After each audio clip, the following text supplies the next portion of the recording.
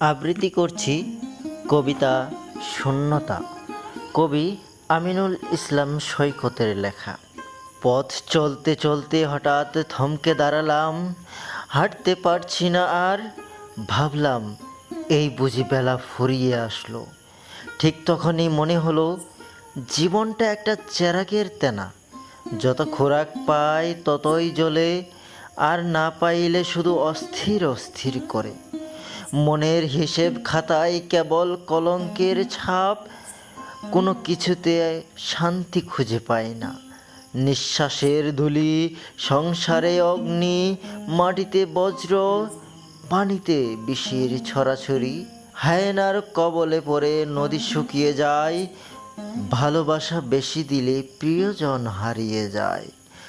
সমাধান খুঁজতে দেখি মানুষ আগাগোড়া স্বার্থপর প্রাণী, একবার ভাবে না পরিণামের কথা।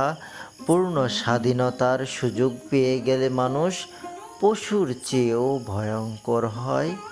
অন্যের দোষটা মানুষ আতশে কাজ দিয়ে দেখে, নিজেরটা আয়নায় পড়ে থাকার পরেও দেখে না।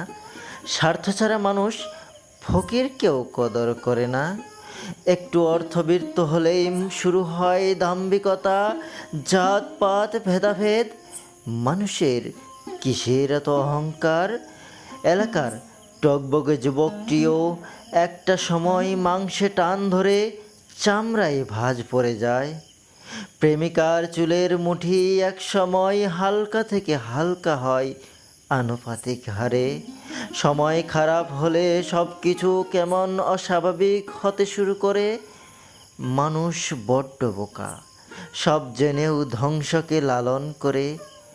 আমি ক্লান্ত মানুষ এক, চাইলেও কিছু পরিবর্তন করার থাকে না।